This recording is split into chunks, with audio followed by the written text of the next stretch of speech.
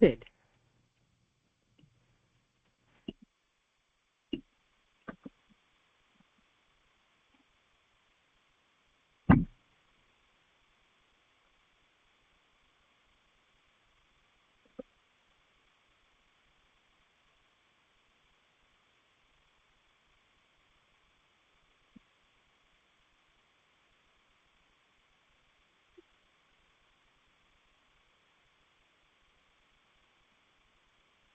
नमो लोये सौहरिहन्तानं नमो लोये सौहृदानं नमो लोये सौभागिर्यानं नमो लोये सौज्यायानं नमो लोये सौत्रिकालवती सावनं ओंकारमिन्दु संयुक्त नित्यं जयन्ति योगिनः कामदं मोक्षदं चैव ओंकाराय नमो नमः मङ्गलं भगवान् यो मङ्गलं गौतमोऽग्नि मङ्गलं कुञ्कुण्डारि विजेन्द्रमोसुमङ्गलं नमः समयसाराय स्वानुभूत्या चकास्ते स्वभावाय भवाय सर्वाय विभाव निदाताय।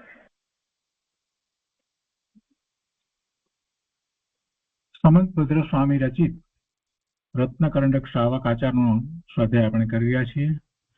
પ્રભાચંદ્ર આચાર્ય ભગવાનની ટીકા છે.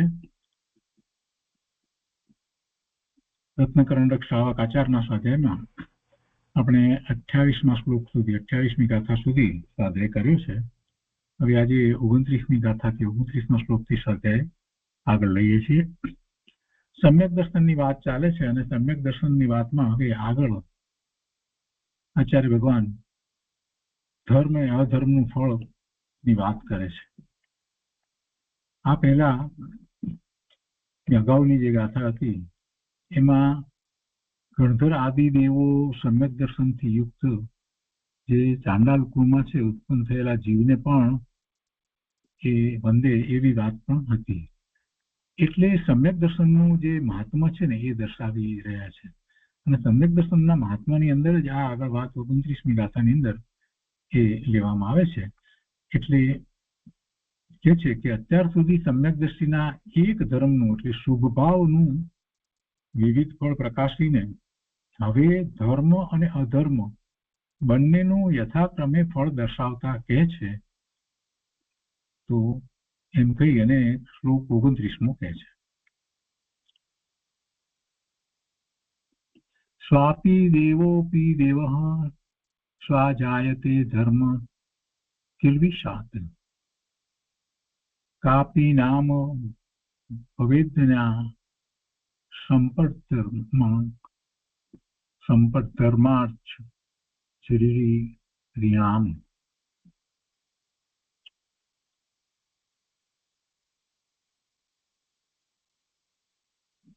અન્વયાર્થમાં કહે છે કે ધર્મ કિલ્વિષાત ધર્મથી અને પાપથી અનુક્રમે સ્વાપી પુત્રો દેવ પણ પુત્રો થાય છે. એટલે પુત્રો પણ દેવ અને દેવ પણ પુત્રો થાય છે. ધર્મથી અને પાપથી. ધર્મથી એટલે અહીંયા શુભ ભાવથી અને અશુભ ભાવથી. શુભ ભાવથી પુત્રો હોય આ ભાવની અંદર જે એ પુણ્યનો બંધ કરી અને આવતા ભાવમાં દેવ થાય અને પાપથી જે આ ભાવમાં અત્યારે જે દેવ છે એટલે કે જે સમ્યક દ્રષ્ટિ દેવ નથી મિથ્યા દ્રષ્ટિ દેવ છે તો એ દેવ પણ એનું આયુષ પૂરું થતા તિર્યન થાય કૂતરો થાય. એટલે કે છે કે ધર્મથી અને પાપથી અનુક્રમે ધર્મથી પહેલા લેવાનું અને પછી પાપથી લેવાનું અનુક્રમે છે ને. એટલે ધર્મથી એટલે શુભ ભાવથી કૂતરો પણ દેવ થાય અને એ પછીથી અનુક્રમે એટલે પાપથી દેવ પણ કૂતરો થાય છે. નામ ધર્માત શરીરામ ખરેખર ધર્મથી પ્રાણીઓને સંસારી જીવોને કાપી અન્ય સંપદ ભવેત કોઈ અદ્વિતીય સંપત્તિ પ્રાપ્ત થાય છે. ખરેખર ધર્મથી પ્રાણીઓ અને સંસારી જીવોને કોઈક અદ્વિતીય સંપત્તિ પ્રાપ્ત થાય છે. ધર્મ અને અધર્મના ફળની આ ગાથા કહી. એની ટીકામાં આચાર્ય ભગવાન કહે છે કે કૂતરો પણ દેવ થાય છે. સ્વાપી દેવ જાયતે અને દેવો અપી સ્વા જાયતે, એટલે અને દેવ પણ કૂતરો થાય છે. શા કારણે? તો કે છે કે ધર્મ કિલ્વિષાત, ધર્મના મહાત્મથી ખરેખર કૂતરો પણ દેવ થાય છે. અને કિલ્વિષાત એટલે પાપના ઉદયથી દેવ પણ કૂતરો થાય છે. એ પ્રમાણે છે. તેથી હવે કે છે કે તેથી કાપી નામ એટલે કોઈ વચન અગોચર ખરેખર અન્ય અપૂર્વ અદ્વિતીય સંપદ વિભૂતિ વિશેષ પ્રાપ્ત થાય છે. તેથી કોઈ વચનથી જે અગોચર છે, વચનથી જે અગોચર છે ખરેખર અપૂર્વ અદ્વિતીય વિભૂતિ વિશેષ પ્રાપ્ત થાય છે. સાથી ધર્માત, ધર્મથી. કોને પ્રાપ્ત થાય છે? તો કે સંસારીઓને, શરીરીણામ એટલે જે શરીર સહિત જેવા સંસારીઓને. અને એમ છે તેથી આત્મહિત ઈચ્છનારે નિશ્ચય ધર્મનું અનુષ્ઠાન કરવું. પહેલા જે ધર્મ શબ્દનો પ્રયોગ કર્યો એ શુભભાવથી પણ એવો અર્થ થાય અને ધર્મથી પણ થાય, કેમ કે ધર્મ સાથે રહેલો શુભભાવ છે ને, એ શુભભાવ એને કૂતરામાંથી દેવ થવાનું કારણ બને. શુભભાવ છે જે ધર્મ સાથે રહેલો શુભભાવ છે એ. અને ખરેખર ધર્મથી શું થાય છે એની વાત પછી આગળ બીજી પંક્તિમાં કહેવામાં આવી. એટલે એમાં એમ પછી કહે છે કે તેથી કોઈ જે વચનથી અગોચર છે ખરેખર એવું અપૂર્વ અદ્વિતીય વિભૂતિ વિશેષ પ્રાપ્ત થાય છે. વચનથી અગોચર એવી વિભૂતિ પ્રાપ્ત થાય, એવું વિશેષ કંઈક પ્રાપ્ત થાય છે. તે શું છે? તો કે પોતાનું સ્વરૂપ છે એ પ્રાપ્ત થાય છે. એ ધર્મથી પ્રાપ્ત થાય છે. સાથી પ્રાપ્ત થાય છે તો કે છે કે ધર્મથી. અને કોને પ્રાપ્ત થાય છે? કે સંસારીઓને. અને આમ છે તો પછી કે છે એના ઉપરથી ઉપદેશ ગ્રહણ કરવાનું કહે છે કે એમ છે તેથી આત્મહિત ઈચ્છનારે નિશ્ચય ધર્મનું અનુષ્ઠાન કરવું. ભાવાર્થમાં કહે છે કે સમ્યક દ્રષ્ટિ જીવને અંશે શુદ્ધતા હોય છે, તેનાથી સંવર નિજરા થાય છે. અને સહચર રૂપે જેટલી અશુદ્ધતા છે, સાથે રહેલી જેટલી અશુદ્ધતા છે, શુભાશુભ ભાવ જે છે, તો એનાથી એને આશ્રવ અને બંધ થાય છે. સમ્યક દ્રષ્ટિને હજી પૂર્ણ દશા નથી ત્યાં સુધી એને શુભાશુભ ભાવ હોય છે. એની ભૂમિકા અનુસાર એવા શુભાશુભ ભાવ હોય છે. એમાં નિમિત્ત તરીકે ચારિત્ર મોહનીય કર્મની પ્રકૃતિઓ છે, એના ઉદયો છે. એટલે એ કાંઈ અટકાવી શકાય એવું વસ્તુ સ્વરૂપ નથી. કોઈ એમ કહે કે તમને સમ્યક દર્શન થયું છે, તો પછી આવું કેમ કરો છો? આવા કોઈક રીતે ક્યારેક ક્રોધ કેમ કરો છો? ગુસ્સે કેમ થઈ જાઓ છો? વગેરે આવું પણ કહે. તો સમ્યક દર્શન થાય છે ત્યારે દર્શન મોહનીય જાય છે અને અનંતાનુબંધીના ક્રોધ, માન, માયા, લોભ એ ચાર જાય છે. અને અંશે 9 પ્રકારના 9 કષાયો જે છે એ જાય છે. તો એવો સમ્યક દ્રષ્ટિ છે. એને હજી ચારિત્ર મોહનીય કર્મની 3 પ્રકૃતિઓ, અપ્રત્યાખ્યાના વર્ણનીય, પ્રત્યાખ્યાના વર્ણનીય અને સંજરણીય, એ ત્રણેયના ક્રોધ, માન, માયા, લોભ એટલે કુલ 12 પ્રકૃતિઓ હજી એને ઉદયમાં પડી છે. અને પેલા 9 કષાયો રતિ, અરતિ, હાસ્ય, શોક, ભય, જુગુપ્સા, પુરુષવેદ, સ્ત્રીવેદ અને નપુંસકવેદ એવી પ્રકૃતિઓ પણ પડી છે. એના ઉદયો પણ છે, બધું છે. હવે આવું જ્યારે હોય ત્યારે સમ્યક દ્રષ્ટિની શ્રદ્ધા સમ્યક થઈ છે અને અનંતાનુબંધી ની ચોકડી ગઈ છે. એટલે અનંતાનુબંધીના બંધ પડે એવા એને ક્રોધ માન માયા લોભ કેવા નો કસાયો ન થાય કે અનંતતાનું બંધીનો બંધ પડે, પરંતુ એને બંધ પડે એવા ક્રોધ માન માયા લોભ થવામાં આ બધી ચારિત્ર મોહની કર્મની પ્રકૃતિઓ જે છે એ નિમિત્ત તરીકે છે. એટલે એને એ થવાનું જ છે. એને એ રુચિપૂર્વક નથી કરતો, પણ એ થવાનું છે.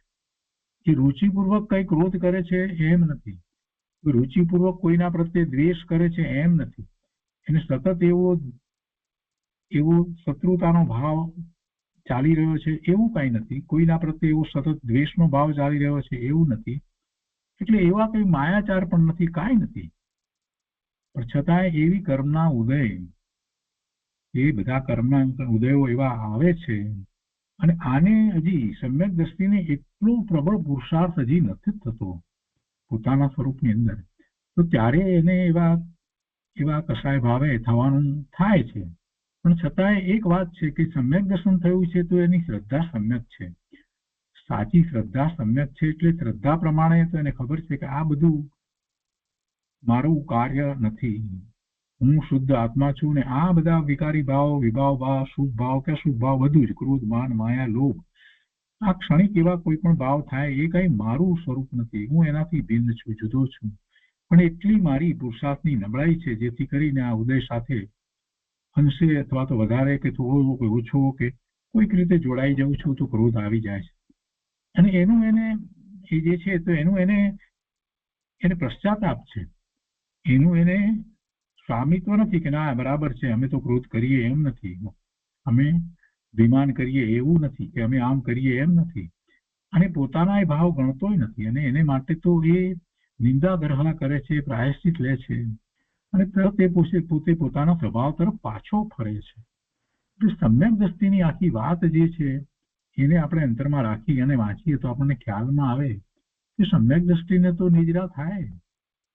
સમ્યક દ્રષ્ટિ જીવને અંશે શુદ્ધતા હોય છે, તેનાથી એને સંબર નિજરા થાય છે. કેમ કે નિજરા એકલી થતી નથી, સંબર સહિત હોય તો જ નિજરા કહેવાય. વિપાક નિજરાને આપણે સાચા અર્થમાં નિજરા કહેતા નથી. એ તો કોઈ પણ કર્મની પ્રકૃતિ જે છે એનો સ્થિતિબંધ પૂરો થતા એ આમ પણ એ કરી જાય છે, એવી નિજરા એને વિપાક નિજરા કહીએ છીએ. પણ એ વખતે સાથે એને આશ્રવ નથી થતા એવી સંબરની દશા છે તો એ સાચા અર્થમાં નિજરા કહેવાય. એટલે એ સંબર પૂર્વક જ નિજરા હંમેશા હોય છે. તો એની વાત કરતા અહીંયા કહે છે કે સમ્યક દ્રષ્ટિ જીવને અંશે શુદ્ધતા હોય છે, તેનાથી સંબર નિજરા થાય છે, અને સાથે રહેલ સહચર રૂપે જેટલી અશુદ્ધતા છે એ અશુદ્ધતા એમાં એને આવા ભાવ થાય છે, શુભાશુભ ભાવ થાય છે, તો તેનાથી એને આશ્રવ અને બંધ થાય છે. એનાથી એને આશ્રવ અને બંધ થાય છે. પણ એકલા આશ્રવ બંધ થાય છે એવું સમ્યક દ્રષ્ટિને હોતું નથી, એને સાથે સંબર નિજરા પણ છે. બીજી વાત, એને આશ્રવ અને બંધ થાય છે તો પણ એવા બંધ નથી થતા કે હવે એને અનંત ભવ કરવા પડે, હવે એવા બંધ પણ પડતા નથી. આશ્રવ પણ એવા આશ્રવ નથી થતા જેથી અનંતાનુબંધીના બંધ પડે. સમ્યક દ્રષ્ટિ તો શુભભાવ અને તેના ફળમાં રાજતો નથી. કર્મના ઉદયો જેવા પણ આવ્યા હોય, કેમ કે અઘાતી કર્મની પ્રકૃતિનો વિચાર આપણે કરીએ તો અઘાતી કર્મની પ્રકૃતિઓ પાપ પ્રકૃતિ, પુણ્ય પ્રકૃતિ બંને પ્રકારની પ્રકૃતિઓ છે. તો એમાં જે પુણ્ય પ્રકૃતિ છે એના પણ ઉદય હોય, ને એના ઉદયને કારણે એને એવા સંયોગો પણ પ્રાપ્ત થાય, અનુકૂળતાઓ પ્રાપ્ત થાય, જીનવાણી પ્રાપ્ત થાય, આ બધું પણ હોય. શરીરની અંદર પણ એવા પુણ્યના ઉદયો હોય, એવી નામ કર્મની પુણ્ય પ્રકૃતિના ઉદયો હોય તો શરીરનું સ્વાસ્થ્ય સારું રહે, એનો દેખાવ પણ સારો હોય, આ બધું પણ સાથે હોય. પણ એ બધી અઘાતી કર્મની પ્રકૃતિઓ છે. કેમ કે પુણ્ય પ્રકૃતિ અને પાપ પ્રકૃતિ જે કહીએ એ બંને જાતની પ્રકૃતિ અઘાતી કર્મને વિશે હોય. પણ ઘાતી કર્મની પ્રકૃતિ તો બધી પાપ પ્રકૃતિ જ છે, જેને કારણે એના સ્વભાવ ભાવનો ઘાત થાય છે, જેને કારણે એને ભવના ભ્રમણ થાય છે. એટલે સમ્યક દ્રષ્ટિ તો શુભભાવ અને તેના ફળમાં રાજતો નથી. કેમ કે એ જાણે છે કે આ પૂર્વે કરેલા શુભભાવનું આ ફળ છે, અને એનો પણ ઉદય છે, એનો પણ સ્થિતિબંધ છે, એટલી સ્થિતિ સુધી જ રહેવાનું છે. કઈ કાયમ રહેશે એવું નથી. સમ્યક દ્રષ્ટિ ધર્મી જીવ છે એ સ્વાધ્યાય કરાવતો હોય તો એના સ્વાધ્યાય બધા સાંભળતા હોય તો એને એમ નથી થતું કે હું બહુ સરસ સ્વાધ્યાય કરાવું છું, મને બહુ ખ્યાલ છે એટલે બધા લોકો સાંભળે છે અને મારા વખાણ કરે છે અને આ બધું એમ એને નથી થતું. એને એમ છે કે પૂર્વ કર્મના ઉદયને કારણે પોતાને પુણ્યનો અત્યારે ઉદય ચાલી રહ્યો છે એટલે બધા અનુકૂળ છે અને બધા એમ કહે છે કે તમે સરસ રીતે સમજાવો છો, તમે સારી રીતે આ સ્વાધ્યાય કરાવો છો વગેરે. એ યશ નામ કર્મનું ફળ છે અને એ યશ નામ કર્મની પ્રકૃતિ જે છે એ પુણ્ય પ્રકૃતિ છે અને એ યશ નામ કર્મની પ્રકૃતિ જે છે એને પણ સ્થિતિબંધ છે. એટલે એવી યશ નામ કર્મની પ્રકૃતિનો ઉદય પૂરો થઈ જશે પછી એના એ જ લોકો પછી એને કઈ એમ નહીં કે તમે બહુ સરસ સ્વાધ્યાય કરાવો છો, એ નથી કહેવાના, પછી યશ નહીં આપે. પેલા ઘણા લોકો એને એવી રીતે યશ આપતા હતા, એની કીર્તિ હતી, પણ એ યશ નામ કર્મની પ્રકૃતિનો ઉદય પૂરો થઈ જાય ત્યારે જે વ્યક્તિ જે છે સ્વાધ્યાય કરાવનાર એ તો એનો એ જ રહે છે, પણ છતાં હવે એને માન મળતું નથી, બહુમાન એનું થતું નથી. કેમ એમ થાય છે? અને એ વાત ભલે બીજાઓ મિથ્યા દ્રષ્ટિ નથી જાણતા પણ સમ્યક દ્રષ્ટિ જાણે છે કે એ બધી વાત જે છે તે કર્મના ઉદયોને કારણે હતી. એ પુણ્યની પ્રકૃતિ જે હતી, અઘાતી કર્મની કેટલી એ પ્રકૃતિ કર્મ જે પુણ્ય પ્રકૃતિ હતી એ બધાના જયારે ઉદય હતા ત્યારે દેખાવ પણ સારો હતો અને વાત છઠ્ઠા પણ સારી હતી ને બળ પણ સારું હતું ને આમ પણ સારું હતું ને બધા વખાણ પણ કરતા હતા ને બધું હતું. એ બધું મારું ક્યાં ગયું એવો એને વિકલ્પ નથી આવતો. સમ્યક દ્રષ્ટિને એમ નથી થતું કે કેમ આમ થયું. કેમ કે એ સમજે છે કે આ બધા પુણ્યના ઠાઠ છે, એ પુણ્ય પ્રકૃતિના ઉદય છે એટલે આ બધું છે, એ કઈ મારું નથી, એ મારાથી જુદું છે. એટલે એ સ્વભાવ ને કારણે જે પુણ્ય બંધાયા છે, એ પુણ્યના ઉદયો વર્તે છે, એના ફળમાં એ રાજતો નથી. એની સમજ સાચી સમજ છે, એની શ્રદ્ધા સાચી શ્રદ્ધા છે. એ જુદું પાડી શકે છે કે આ જે છે તે અઘાતી કર્મની પુણ્ય પ્રકૃતિના ઉદયને કારણે છે, આ અઘાતી કર્મની પાપ પ્રકૃતિના ઉદયને કારણે છે, એને જુદું પાડી લે છે. ઘાતી કર્મની પ્રકૃતિમાં મુખ્ય વસ્તુ જે છે, જે રાજા જેવી પ્રકૃતિ કહેવાય, જેની નીચે બધા કામ કરે એવું દર્શન મોહનીય, એ તો એનું ગયું છે. એટલે શ્રદ્ધા તો એની સમ્યક છે, હવે એને એ બાબતમાં વાંધો નથી અને એની સાથે અનંતાનુબંધી પણ ગયું છે. અને ક્રમે જેમ એ સ્વરૂપ તરફ વળતો જાય છે તેમ એક ઘાતી કર્મની પ્રકૃતિઓ જે એના સ્વભાવ ભાવનો ઘાત થવામાં નિમિત્ત કારણ થાય છે, એ બધી પણ ઘટતી જાય છે, એનું બળ પણ ઘટતું જાય છે અને એ જ એનો પુરુષાર્થ છે, એ જ એનો પુરુષાર્થ થઈ રહ્યો છે. એ વખતે અઘાતી કર્મની પ્રકૃતિઓના ઉદયો, એ પુણ્યની પ્રકૃતિના ઉદય હોય કે પાપની પ્રકૃતિના ઉદય હોય, એ સાથે સમ્યક દ્રષ્ટિને કાંઈ નિસ્બત નથી, એનું એ લક્ષ્ય કરતોય નથી. સમ્યક દ્રષ્ટિ તો શુભ ભાવ હોય તો પણ અને એના ફળમાં એ રાજતો નથી, અશુભ ભાવના ફળમાં પણ એ કોઈ ખેદ કરતો નથી, પણ એ એનો અભાવ કરીને શુદ્ધ ભાવમાં રમવાની ઝંખના જ કરે છે. એને તો શુદ્ધ ભાવની જ ઝંખના છે. આમાં બહુ સરસ વાત મૂકી દીધી છે કે સમ્યક દ્રષ્ટિ તો શુભ ભાવ અને તેના ફળમાં રાજતો નથી. આ વાતને આપણે સમજ્યા. આગળ અહીંયા કહે છે કે મિથ્યા દ્રષ્ટિનો શુભ ભાવ ઉત્તર અધોગતિનું કારણ છે. એ કેવી રીતે? મિથ્યા દ્રષ્ટિનો શુભ ભાવ ઉત્તર અધોગતિનું કારણ, પડવાનું કારણ? શુભ ભાવ તો સારો છે, કોઈને પ્રશ્ન એવો થાય, પણ જો અહીંયા સમજાવ્યું છે કારણ કે શુભ ભાવ અને તેના ફળમાં તે એટલો બધો રચ્યો પચ્યો આસક્ત રહે છે. શુભ ભાવ અને એના ફળમાં જે અનુકૂળતાઓ વગેરે મળે, યશ મળે, જે કંઈ મળે તે બધું, તો એમાં એ એટલો રચ્યો પચ્યો અને આસક્ત રહે છે કે પોતાના સ્વરૂપને ભૂલી જાય છે, પોતાના આત્માને પણ ભૂલી જાય છે અને કેટલીક વખત તો એટલો બધો એવા અભિમાનમાં ચાલ્યો જાય છે, બધા પ્રકારના માન કસાય એ પોષે છે અભિમાનમાં, એ વિવેક ભૂલી જાય છે, સાચું શું ખોટું શું, હિતકારી શું અહિતકારી શું એનો વિવેક એને રહેતો નથી. અને તેથી આગળ વધીને ક્યારેક તો એ એવા ધર્મી જ્ઞાની પુરુષોના અવિનય કરી બેસે છે, એવા શાસ્ત્રોના પણ અવિનય કરી બેસે છે, અને એમ એને પાપના બંધ પડે છે.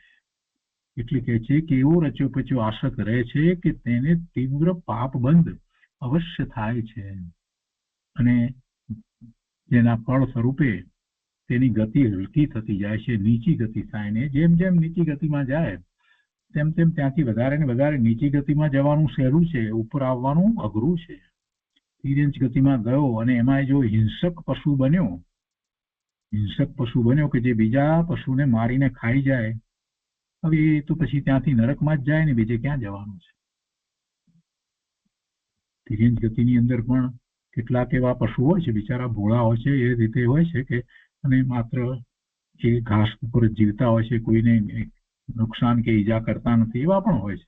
પણ એને બદલે જો હિંસક પશુ બન્યો તો શું થાય? એમ ખૂબ અહીંયા બધા અભિમાન ને ક્રોધ ને આન તેન કરતો હોય અને ત્યાર પછી તે ચિત્તો થાય તો શું થાય?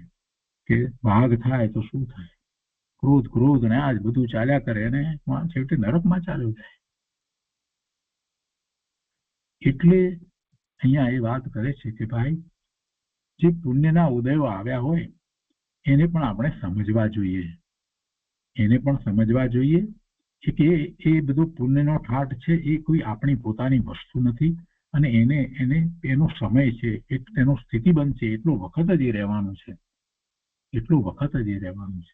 અનુકૂળતાઓ ઘણી મળી હોય, બધું મળ્યું હોય, તેના અભિમાન કરવાની જરૂર નથી. નહીંતર પડવાનું અવશ્ય થાય. અહીંયા કહે છે ને, અવશ્ય થાય. જેના ફળ સ્વરૂપે એને નીચ ગતિ જ પ્રાપ્ત થાય છે. પેલા મિથ્યા દ્રષ્ટિ દેવોને એવું જ કંઈક છે કે એમાંથી એ તિર્યંચ ગતિમાં ચાલ્યા જાય.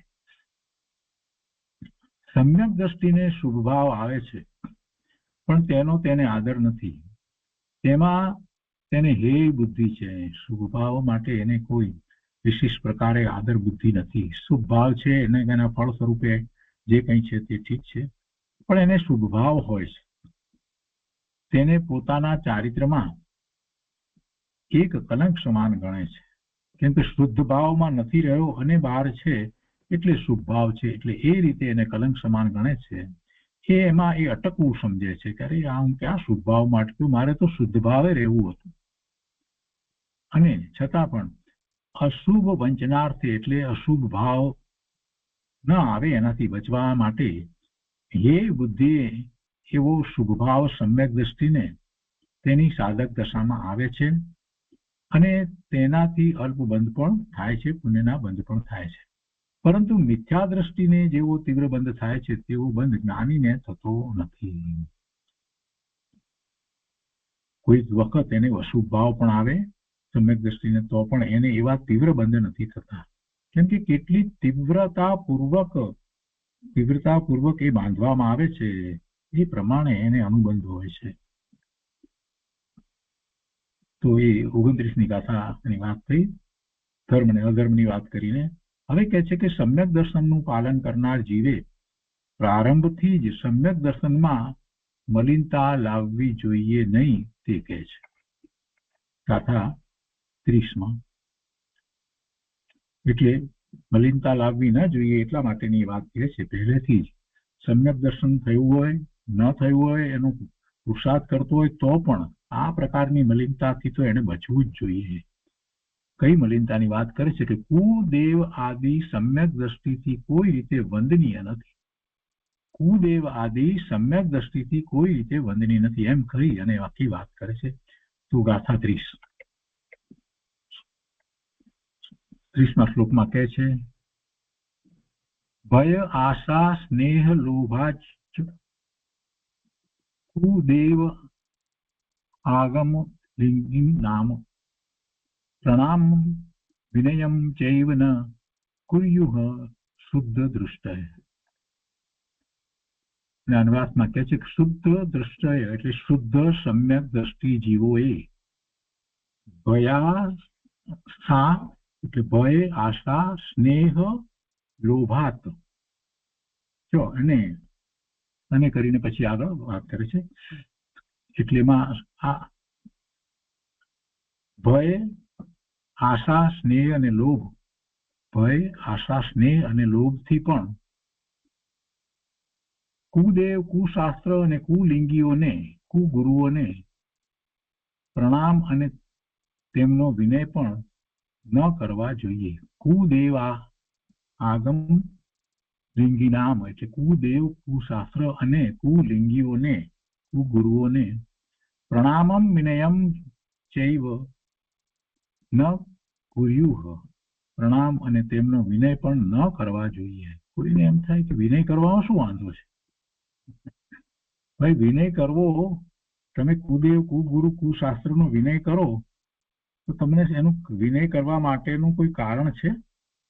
કુદેવ છે એમ જાણ્યા પછી કે એનો વિનય કરવા માટેનું કયું કારણ છે કે જેથી કરીને વિનય કરો? બસ આમ જ વિનય કરવો એટલે એને સારું લગાડવા વિનય કરવું તો પણ એ તમારી મિથ્યાત્વ છે.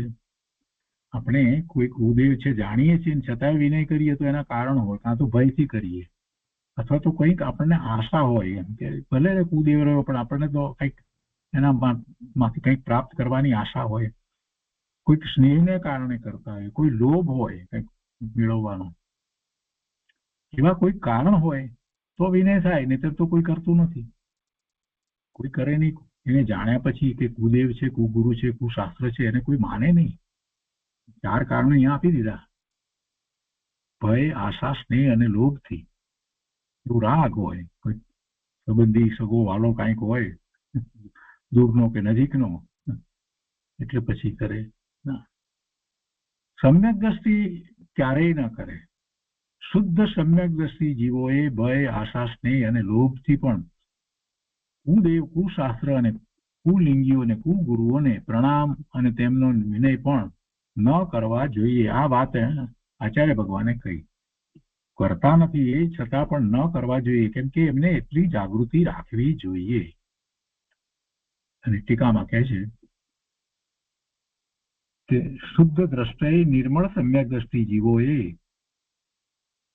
એમાં પછી રાજા આદિજનિત ભયથી કે ભાવિ અર્થની પ્રાપ્તિથી એટલે ધન સંપત્તિ વળે ભવિષ્યમાં એની પ્રાપ્તિની આકાંક્ષાથી કે મિત્ર પ્રત્યેના અનુરાગ રૂપ સ્નેહથી, એક રીતે સંબંધી સગો વાલો મિત્ર કાંઈ પણ હોય તો એના પ્રત્યે રાગ છે એનાથી, અને વર્તમાન કાળમાં અર્થ પ્રાપ્તિની વૃદ્ધિથી અતિ લાલચથી, વર્તમાનમાં લોભથી એટલે ભય, આશા, સ્નેહ અને લોભથી પણ કુદેવ, કુશાસ્ત્ર અને કુગુરુને ઉત્તમ અંગથી પ્રણામ કહ્યું છે ને, એટલે એનો અર્થ એ થાય છે કે ઉત્તમ અંગથી એટલે મસ્તક નમાવી અને હાથ જોડીને, ઉત્તમ અંગથી એટલે મસ્તકથી નમસ્કાર અને હસ્તાંજલિ, 2 હાથ જોડીને, અને પ્રશંસા આદિ રૂપ હાથ જોડીને નમસ્કાર કરવા રૂપ પ્રશંસા આદિના વચન કહેવા રૂપ તેમનો વિનય કરવા જોઈએ નહીં. એમની પ્રશંસા પણ ન કરવી જોઈએ. તો એ ટીકાની વાત થઈ. અને ભાવાર્થમાં કહે છે કે શુદ્ધ, નિર્મળ, 25 દોષ રહિત સમ્યક દ્રષ્ટિ જીવે રાજા આદિના ભયના કારણે, કોઈ આર્થિક આશાના કારણે, મિત્ર આદિ પ્રત્યેના સ્નેહને કારણે અથવા તો પૈસાના અતિ લોભના કારણે પણ કુદેવ, કુશાસ્ત્ર અને કુલિંગીઓને, ખોટા વેશધારી ગુરુઓને પ્રણામ કરવા જોઈએ નહીં, તેમનો વિનય સત્કાર કરવો જોઈએ નહીં, એનાથી દૂર રહેવું જોઈએ. એનાથી માત્ર એટલું જ કે અંતર રાખવું જોઈએ. ખબર હોય કે આ એ છે તો એનાથી અંતર રાખવું એ સૌથી સારો ઉપાય છે. એટલે કોઈ બીજા વિકલ્પો આવે નહીં અને કાંઈ પ્રશ્નો થાય નહીં. વિશેષમાં અહીંયા કહે છે કે મોક્ષ પાઉડ ગાથા 92માં કહ્યું છે કે જે કોઈ લજ્જા, ભય અને મોટાઈથી પણ કુત્સિક દેવ ધર્મ લિંગને એટલે દેવ, કુગુરુ, કુશાસ્ત્ર એમાં આવી જાય, દેવ, ધર્મ અને લિંગ એમને વંદન કરે છે તે મિથ્યા દ્રષ્ટિ છે. દેવ, ધર્મ, ધર્મ એટલે શાસ્ત્ર, વાણી જે કહીએ છીએ એના સ્થાને આ કુવાણી હોય, એ ધર્મની વાણી ન હોય, એને એટલે એવા કુદેવ અને કુધર્મ અને કુલિંગ એટલે એવા પાખંડી એવા ગુરુ વગેરે જે કંઈ હોય એમને વંદન કરે નહીં. અને જો કરે છે એમ કે છે કે જો કોઈ પણ કારણથી જે કરે છે તો મિથ્યા દ્રષ્ટિ છે. જે કોઈ લજ્જા ભય અને મોટાઈથી પણ આવા કુદેવ કુધર્મને કુગુરુને વંદન કરે છે તે મિથ્યા દ્રષ્ટિ છે. અને આ વાત શાસ્ત્રમાંથી લીધી છે. એનો અહીંયા શ્લોક પણ આપ્યો છે, 92મો શ્લોક. અહીંયા જે વાત કરી એ પ્રમાણે 92મો શ્લોક મોક્ષ પાવડું ગાથા 92માં કહ્યું છે, તો એના આધારે એ વાત કરવામાં આવી. માટે જે મિથ્યાત્વનો ત્યાગ કરવા ઈચ્છે છે તે પ્રથમથી જ કુદેવ કુધર્મ અને કુગુરુનો ત્યાગી થાય. એ તો સૌથી પહેલી જ વાત એને સમજવી જોઈએ. જે ધર્મ કરવા નીકળ્યો છે, જેને ધર્મ પામવો છે, આત્માની પ્રાપ્તિ કરવી છે, એને તો ડગલે ને પગલે જાગૃતિ રાખવી પડશે. ક્યાંક એ એવા કુદેવ કુધર્મ કુગુરુ ના સાનિધ્યમાં રોકાઈ ન જાય, એનું ધ્યાન એને રાખવું જ પડશે. રાખવું જ પડે. ગમે તેને ગુરુ ન માની લેવાય. કેટલાક લોકોને અત્યારે વર્તમાનમાં એવી ખોટી માન્યતા થઈ ગઈ છે કે પ્રત્યક્ષ ગુરુ હોવા જોઈએ. ગુરુ કૃપાળુદેવે કહ્યું છે એનો અર્થ પણ એવી રીતે લે છે. કૃપાળુદેવે એવું પ્રત્યક્ષ ગુરુ હોવા જ જોઈએ એવું ક્યાંય નથી કહ્યું, છતાં એનો અર્થ એવો ઊંધો કરે છે ગુરુ. તો પછી ગમે તેને ગુરુ તરીકે રાખે છે, આ અમારા ગુરુ. એ ગુરુની યોગ્યતા પાત્રતા કેટલી છે, એમને સમ્યક દર્શન છે કે નહીં, આ બધો કોઈ વિચાર કરતા નથી. એટલે અહીંયા કેટલીક જે વાત કરવામાં આવી છે એ સાધકને કઈ રીતે વર્તવું જોઈએ જેથી કરી અને એની સાધનામાં એને પડવાનું ન થાય. ચડવાનું તો ધીરે ધીરે ક્રમે જ થાય છે, પણ પડવાનું જલ્દી થઈ જાય છે. એવા કોઈક નિમિત્તો મળે છે અને એમાં એ ચાલ્યો જાય છે તો એને પડવાનું તરત થઈ જાય છે. કેટલાય લોકો પહેલા અમે આ કરતા હતા ને હવે અમે આ કરીએ છીએ એમ કરીને અનેક પ્રકારે ગુરુ બદલે છે. અમુક રીતે જે એની પોતાની રીતે કોઈકની સાથે જાય ને કોઈકનું પ્રવચન ગમી જાય એટલે પછી ત્યાં જવા માંડે, પણ વિચાર નથી કરતો કે ત્યાં ખરેખર જીનવાણી છે કે કેમ, અને જે એનો અભ્યાસ કરાવી રહ્યા છે જીનવાણી જ વાંચે છે કે બીજું કંઈ પણ વાંચે છે. આ પણ વિચાર કરવા જેવી વાત છે. અહીંયા કે છે કે માટે જે મિથ્યાત્વનો ત્યાગ કરવા ઈચ્છે છે, મિથ્યાત્વનો ત્યાગ કરવા તો આપણે બધા ઈચ્છીએ છીએ ને. અનાદિનું મિથ્યાત્વ ચાલ્યું આવે છે, અનંતકાળથી ચાલ્યું આવે છે. એ મિથ્યાત્વનો ત્યાગ કરીને સમ્યક્ત્વ પ્રગટ કરવું, ત્યાંથી તો ધર્મની શરૂઆત છે. એટલે બધાને માટે વાત કરી છે કે જે મિથ્યાત્વનો ત્યાગ કરવા ઈચ્છે છે તે પ્રથમથી જ પહેલેથી જ ધ્યાન રાખે કુદેવ કુધર્મ અને કુગુરુનો ત્યાગી થાય. સર્વધર્મ સમાન એવી વાત કરે જ નહીં. સમ્યક્ત્વના 25 મળ દોષોના ત્યાગમાં પણ મૂઢ દ્રષ્ટિ એવા 6 અનાયતનમાં પણ તેનો જ ત્યાગ કરાવ્યો છે. ત્યાં મૂઢ દ્રષ્ટિની વાત કરવામાં આવી છે ને, અને મૂઢતાની વાત કરી છે ને. 3 પ્રકારની મૂઢતા કહી છે ને, દેવ મૂઢતા અને લોક મૂઢતા અને પાખંડતા. એ જે કઈ વાત કરવામાં આવી છે તો એ દ્વારા શું કરાવ્યું છે? એ બધા 25 પ્રકારના દોષમાં એ પણ 3 દોષ એનો ત્યાગ કરાયો છે. અને વળી બીજું શું કરવાનું કહ્યું છે કે 6 અનાયતન. એટલે આયતન એટલે રહેવાના સ્થાન, અનાયતન એટલે એમાં ન રહેવાય. શેમાં ન રહેવાય? કુદેવ કુધર્મ કુગુરુ એને ન મનાય, અને એને માનનારા જે હોય ને ફોલોઅર્સ એમાં પણ ન જોડાવાય, એની એમાં પણ ન જોડાવાય. એટલે 3 ને 3 6 થયા. એ 6 અને 3 પ્રકારની મૂળતા એ 9 થઈ. એ સિવાય આપણે જાણીએ છીએ બીજા 8 પ્રકારના મત છે, અને 8 પ્રકારના જે સમ્યક્ત્વના અંગ છે એનાથી વિરુદ્ધ એ 16 અને 9 એમ 25 એવા 25 દોષ છે. તો અહીંયા એ વાત કરે છે કે સમ્યક્ત્વના 25 મળ દોષના ત્યાગમાં પણ મૂળ દ્રષ્ટિ અથવા તો 6 અનાયતનમાં પણ તેનો જ ત્યાગ કરાવે. તેનો જ એટલે આ કુદેવ કુગુરુ કુશાસ્ત્ર એ બધાનો જ ત્યાગ કરાવડાયો છે. માટે તેનો અવશ્ય ત્યાગ કરવો. વળી કુદેવ આદિના સેવનથી જે મિથ્યાત્વ ભાવ થાય છે તે હિંસા આદિ પાપોથી પણ મહાન પાપ છે. મિથ્યાત્વનું પાપ સૌથી મોટું પાપ છે. મિથ્યાત્વના પાપને કારણે કેટલાય ભવો સુધી એનું ઠેકાણું પડે નહીં.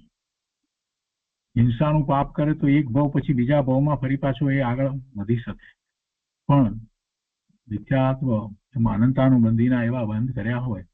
કેવી રીતે અનંતાનુબંધીના બંધ થાય છે? કે તીવ્ર ક્રોધથી કે હિંસાથી કે અનંતાનુબંધીના બંધ નથી થતા.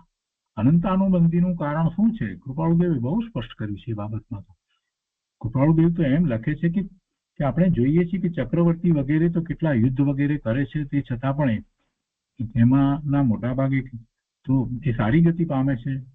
અને આપણે પણ જાણીએ છીએ કે 16મા 17મા અને 18મા એ તીર્થંકર શાંતિનાથ, મધુનાથ અને હરનાથ એ ચક્રવર્તી હતા. અને એ સિવાય પણ બીજા ભરત ચક્રવર્તી વગેરે જે છે એ બધા ચક્રવર્તી તો કેવળ જ્ઞાન પ્રગટ કરી અને મુક્તિને પામે છે. એટલે કૃપાળુદેવે લખ્યું છે કે જો એ એટલાથી થતું હોય તો એ નરકમાં જવા જોઈએ, જે રીતે યુદ્ધ વગેરે કરે છે એનાથી જો થતું હોય. પણ એ એનું કારણ નથી. અનંતાનુબંધીનું કારણ બીજું હોવું જોઈએ. અને પછી એમને સ્પષ્ટતા કરી છે કે અનંતાનુબંધીનું કારણ તો કુગુરુ, કુદેવ, કુશાસ્ત્રનું સેવન, સાચા દેવ ગુરુ શાસ્ત્રનો અનાદર, એ જ અનંતાનુબંધીનું કારણ છે. એટલે એવા અનંતાનુબંધીના કારણ જ્યારે હોય તો પછી એને અનંત ભાવ સુધી એને ક્યાંથી સમેતો થાય? કેટલાય ભાવો સુધી એને રખડવાનું જ થાય. અને એમાં પછી 2000 સાગરોપમનો ત્રસકાળ પૂરો થઈ જાય તો ઈતરનો ગોદમાં ચાલ્યો જાય. એ વાત અહીંયા કરે છે કે હિંસા આદિ પાપોથી પણ મહાન પાપ શું છે? મિથ્યાત્વનું પાપ છે. અને અનાદિનું અગૃહિત મિથ્યાત્વ, જે અત્યારે ગ્રહ્યું નથી, જે ચાલ્યું આવે છે તેવું અગૃહિત મિથ્યાત્વ ચાલ્યું આવે છે, એને દૂર કરવાના નામે બીજું કુગુરુ, કુદેવ, કુશાસ્ત્રને માની અને નવું ગૃહિત મિથ્યાત્વ જો ગ્રહણ કરવામાં આવશે તો અનંતાનુબંધીના એવા બંધ પડશે કે જીવને કેટલાય ભાવ સુધી જીનવાણી પ્રાપ્ત નહીં થાય. કે છે કે તે હિંસા આદિ પાપોથી પણ મહાન પાપ આ મિથ્યાત્વનું પાપ છે.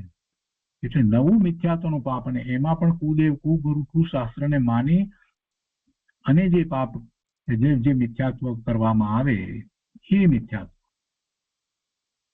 મિથ્યાત્વ જે અનંતાનુબંધીનું કારણ થાય એવું મિથ્યાત્વ એ મહાન પાપ છે. કારણ કે એના ફળમાં નિગોદ, નરક આદિ પર્યાય પ્રાપ્ત થાય છે. ત્યાં અનંત કાળ સુધી મહા સંકટ પામે છે તથા સમ્યક જ્ઞાનની પ્રાપ્તિ પણ મહાદુર્લભ થઈ જાય છે. માટે હે ભવ્ય, કિંચિત માત્ર લોભ અથવા ભયથી પણ એ કુદેવાદીનું સેવન ન કર, કારણ કે તેનાથી અનંત કાળ સુધી મહાદુઃખ સહન કરવું પડે છે. માટે એવો મિથ્યાત્વ ભાવ કરવો યોગ્ય નથી.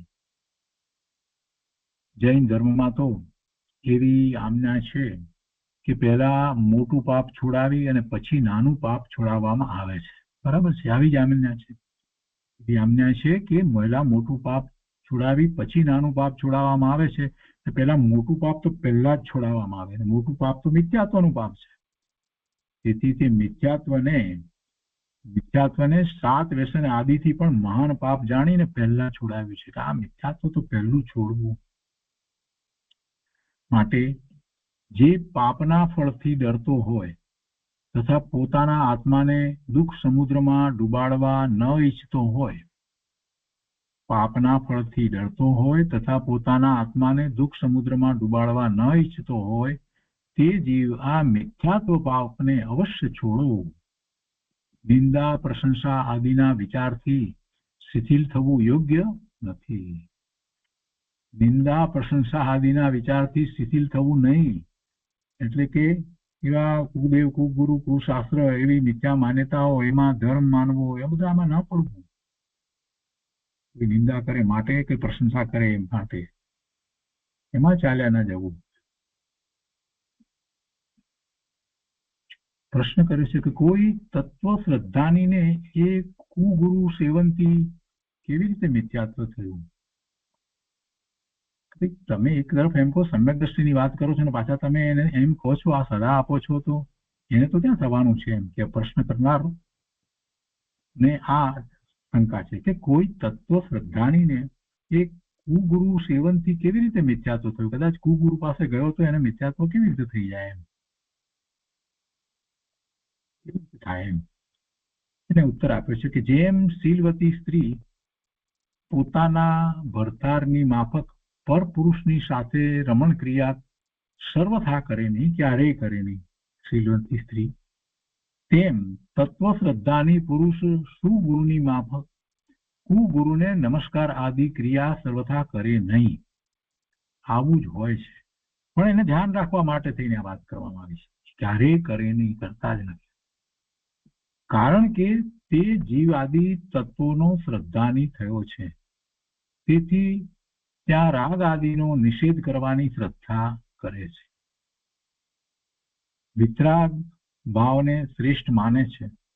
તેથી જેનામાં વિતરાગતા હોય એવા ગુરુને જ ઉત્તમ જાણી નમસ્કાર આદિ કરે છે. પણ જેનામાં રાગ આદિક હોય તેને નિષેધ જાણી નમસ્કાર કદી પણ કરે નહીં, કરતો જ નથી, એમ જ છે. પણ જ્યારે ઉપદેશના કથનો હોય ત્યારે આ રીતે વાત કરવામાં આવે કે એ કરે નહીં, કરવું નહીં, આ રીતે ઉપદેશના કથનો.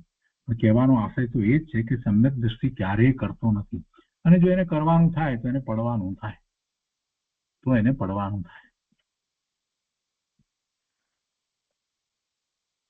આ મોક્ષ માર્ગ પ્રકાશકમાંથી વાત લીધી હતી. અહીંયા કહે છે ભાવાર્થમાં કે મિથ્યાત્વ તે મૂળ પાપ છે. મિથ્યાત્વના પ્રભાવથી બીજા સ્વર્ગ સુધીના દેવો એકેન્દ્રિયમાં ઉપજે છે.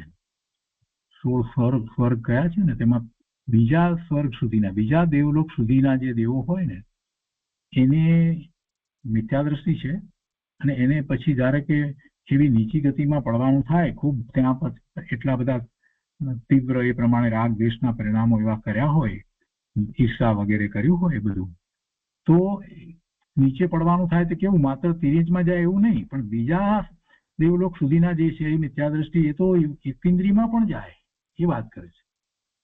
એની એથી ઉપરના જે હોય એ એકેન્દ્રિયમાં ના જાય, તિર્યંચમાં જાય, એ બધું ખરું.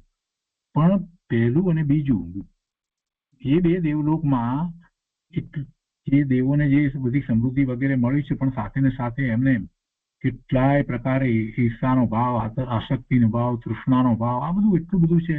અને આયુષ એટલા લાંબા, પેલા દેવલોકનું આયુષ 10,000 વર્ષનું ને 10,000 વર્ષની અંદર એ આ જ કામ કર્યા જ કરે તો પછી શું થાય? તો એની નીચી ગતિ થાય, તિર્યંચ વગેરેમાં જાય, હલકો મનુષ્ય થાય કદાચ. અને કહે છે કે રેમાય ન જાય અને એટલે સુધી જાય કે કદાચ એ ખૂબ એટલું બધું કર્યું હોય તો એ એકેન્દ્રિયમાં પણ જાય, બીજા દેવલોક સુધીના, પહેલા ને બીજા દેવલોક સુધીના એ જઈ શકે એમ. અને પછી શું થાય? અનંત કાળ એ ત્રસ સ્થાવરમાં પરિભ્રમણ કરતા ફરે. એકેન્દ્રિયમાંથી પાછું ત્રસ્ત થવું પણ એને મુશ્કેલ, અને પછી પાછો ત્રસ્ત થાય અને ક્યારે પાછો આ મનુષ્ય થાય ને ક્યારે એ સારી ગતિ પામે. 12મા સ્વર્ગ સુધીના દેવો, એની પણ વાત કરે છે, આગળના દેવો બીજા પછી ઉપરના. તો 12મા સ્વર્ગ સુધીના દેવો પણ મિથ્યાત્વના પ્રભાવથી તિર્યંચમાં, એટલે પચેન્દ્રિય થાય, પણ પચેન્દ્રિય તિર્યંચમાં ઉપજે,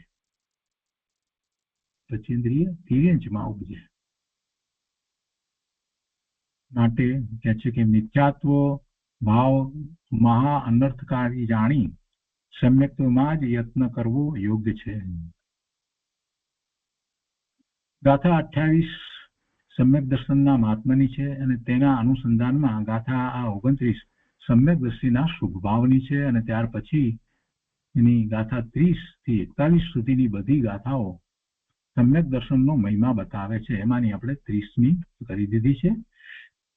સમ્યક દ્રષ્ટિને તેની ભૂમિકા પ્રમાણે શુદ્ધિ સાથે અશુદ્ધિ હોય છે. ભૂમિકા પ્રમાણે શુભ ભાવ અને અશુભ ભાવ બંને હોય છે. એટલે ભૂમિકા પ્રમાણે સમ્યક દ્રષ્ટિને શુદ્ધ ભાવે થવું ઘણા આતરે હોય છે. ચોથા ગુણસ્થાનમાં તો, 5મા ગુણસ્થાનમાં થોડું વધારે હોય છે.